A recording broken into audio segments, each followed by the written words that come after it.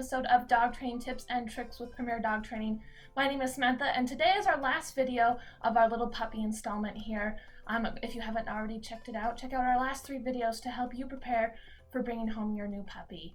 A lot of people will choose a dog based on its looks, whether they're choosing a dog breed or they're choosing a dog from the shelter. And this is by far the worst way to choose a dog, because their looks have literally nothing to do with how they're going to affect your life, other than you're going to get, possibly more compliments. But let's be honest here, every dog is cute, so what's the point?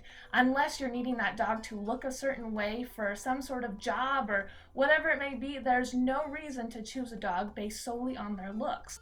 The reason for this is a lot of people will get dogs that look absolutely beautiful, but those absolutely beautiful dogs, in their opinion, are crazy high energy, and they end up developing a lot of problems. For example, huskies. Huskies are a super common choice for a lot of people, especially when you have popular movies coming out like Twilight and the Wolves or Game of Thrones, and there's a wolf in there as well, and so people like to choose a husky because they get really attached to that kind of look. And huskies are an extremely difficult breed to own. Without extreme measures of socialization for people and for other animals, and especially dogs, they can become aggressive very easy. They're extremely high energy. They are a working breed. They're bred to pull sleds in Alaska and Canada in the middle of a winter tundra. They're not going to do well in your Florida condominium. So today we're going to be going over how to choose the right dog breed for you and your family. There are 4 things that you need to consider when choosing the right dog breed for you and your family. The first is grooming needs, the second is size, third is temperament, and fourth is energy level. So first, let's talk about grooming needs. There are some dogs that are going to require a lot of daily grooming. We're talking 15-20 minutes every day of brushing out their really long hair. These types of dogs are going to be huskies, Bernese Mountain Dogs, Australian Shepherds, Border Collies, anything with a long coat that has a double coat. They're going to need brushing every single day, 10-15 minutes. It depends on the size of your dog. A Border Collie is not going to take as long to brush out as a Bernese Mountain Dog is, just because of the size difference. There's more dog to brush. And so you need to take in consideration these things. Other dogs that have like a medium coat, these would be, your Malinois, your Labradors, dogs like that, where they do need occasional brushing, mainly to save your house from being covered in fur, but their fur doesn't get tangled up or anything like that, but they'll still need brushing to pull out that fur and to make sure that the oils in their fur are being spread to their skin so that they don't develop any skin issues. The easiest, of course, is the really short-haired dog breeds, Pit Bulls, German short-haired Pointers, Chihuahuas, the really short hair, and of course there's lots of different kinds of Chihuahuas, but I'm talking about, the classic one.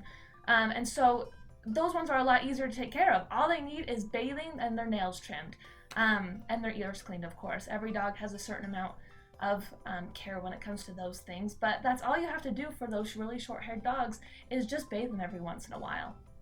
And then there's the last group, which is kind of your specialty dogs, your poodles, your Airedale Terriers, your Schnauzers, anything that needs to be shaved down by a professional. Now, you can of course take classes, but remember that is going to be a cost that you're going to have to learn up front so that you can take care of your dog properly. Or you're going to have to put that money into a good groomer so that your dog's coat stays healthy and beautiful and isn't going to cause any type of skin issues. They do need that care frequently. About once a month, most dogs need to go into the groomers that have that type of fur. Of course, it's up to your discretion and a talk with your groomer about their best grooming needs, but that's one is going to be the most costly because you have to pay someone else to do it, or you're going to have to take the class, but then you also have to get those really special tools to be able to do it. And so there's lots of different things to consider here. If you're looking for a really easy dog to take care of, it's going to be that really short-haired dog, the one that you only have to brush, every 2 weeks. You only have to give them a bath when they start to stink, and so that's going to be, Beagles, your Labradors, your German short-haired Pointers, Dachshunds, Chihuahuas, all those different ones with the really short hair. Those are by far going to be the easiest as far as grooming needs. But please remember that if you are going to have a long-haired, double-coated dog, you're going to need to take care of them. Their fur can't get all matted. It's going to make them miserable. It's going to be hard for them to cool off and regulate their body temperature if they have all this excess fur still stuck to them. Now, also, when it comes to that, you cannot shave a double-coated dog. It messes up their fur. It can create really sensitive skin issues. They can sunburn significantly more easy because their skin is not built to have direct sunlight come in contact with it. So you cannot shave your double-coated dogs. I know a lot of people think it helps your dog cool off, but it doesn't. The way that a dog's fur works is it will regulate its body temperature, so it'll allow cool air in and keep the hot air out, and vice versa, you know. So do not shave your double-coated dogs. I know it's the simple solution, but if you can't handle the double-coated dog, then you just can't get it, to be quite frank. Another factor you need to consider is their size. Now, a Chihuahua does not take up very much space. You know, you can live anywhere basically with a Chihuahua as long as you have, you know, a small amount of space that they can run around in, and you're taking them on daily walks. That's perfectly fine. So if you're in an apartment, you're gonna have to choose smaller dogs. It's not fair to a larger dog to be stuck in such a small area all the time, even with adequate exercise. They need room to roam around and to get their energy out and to have the room to be able to play. So if you're in an apartment, you've got to have dogs that are much smaller, you know, lower than 30 pounds. You know, beagles is the biggest I would really go in a small apartment, just because it becomes unfair to that dog that they're not getting the exercise that they need.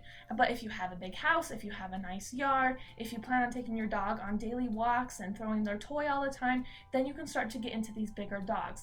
Now, there are bigger dogs that don't require as much exercise as some other ones do. If you're gonna get a German Shepherd or a Husky or a Labrador or a Golden Retriever, these are all extremely high energy dogs. They're gonna wanna play, play, play. They're called a working breed for a reason. They need something to do, and it's completely unfair to them if you're just gonna leave them in the backyard all by themselves. Now, if you want the giant dog without the high energy, you gotta start thinking about your more gentle breeds. Your Great Danes, your Bernese Mountain Dogs, those kinds of things, where they are huge and have wonderful, fun-loving personalities, but they don't really need a ton of exercise. But especially when they're young, all dogs need a lot of exercise. All dogs are chaotic, no matter the breed. And so when we talk about a dog, you know, kind of chilling out and having a more laid-back personality, we're talking about when they're done growing. After they're done growing is when those personalities and those, you know, stereotypical traits start to really shine through. But remember, there's always outliers. There's always going to be dogs that don't act the way that their breed is supposed to. And so you have to also keep that in mind, and you have to be prepared to adapt. Another thing to consider when it comes to size is how much you have to feed the dog.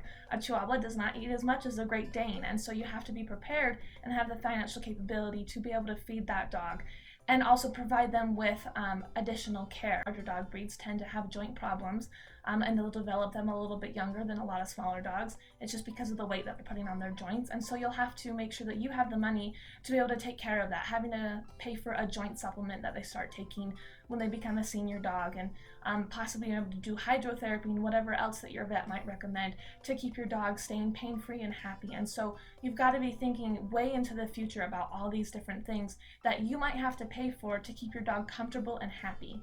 And another part of size is dogs that are bigger just simply don't live longer. I myself have a Bernese Mountain Dog. Their projected lifespan is 6 to 8 years, and he's already 4. And so you have to be prepared that those types of dogs are going to pass away a lot sooner than your much smaller dogs. You know, you'll have toy poodles that live 15, 16 years easy, and so you also have to take that into consideration, that the bigger the dog, the shorter their lifespan is going to be. The third thing to consider when choosing a dog breed is their temperament. Are they extremely stubborn and difficult to train? Are you not going to be able to do it by yourself at home? Are you going to have to contact a professional to be able to teach your dog what they need to know?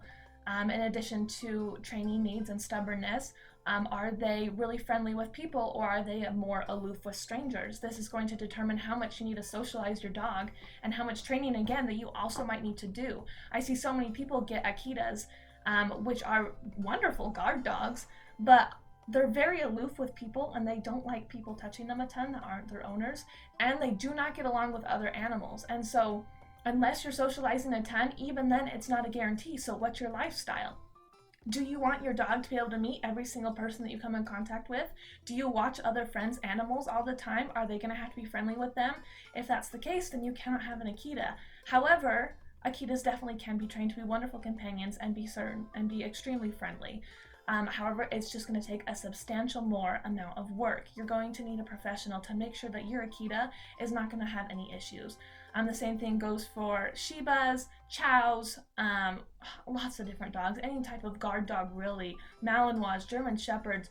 You're going to need to make sure that they understand that you can tell them when they are in danger and when they're not, and that they don't need to be on guard all the time. And the last thing to consider, of course, is energy level. How much time can you spend exercising your dog?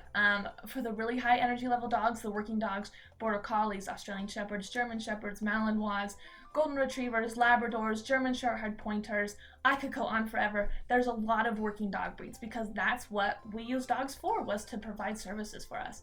And so if you're getting a working dog breed, be prepared to be walking an hour and playing a fetch, hard fetch, for about a good half hour before they even start to look like they're tired. That's the biggest complaint that I get from owners with working dog breeds, is that they don't get tired out. And of course not. We've bred them to run and run and run for long periods of time. They have fantastic endurance. And if they're bored, they're going to start chewing up things in your home. They're going to be a menace. They're going to be barking. They're going to be jumping and excited. And it's not their fault. This is what they were bred to do. It's your responsibility to make sure that they are getting the proper exercise so that those bad behaviors aren't happening. I can't tell you how many times I've showed up to an appointment, done an evaluation, and mainly what the owner needs to do is just exercise their dog more. And so we plan out a better exercise regimen. And a lot of the issues that they were having start to diminish significantly because their dog is just getting the adequate exercise that they need.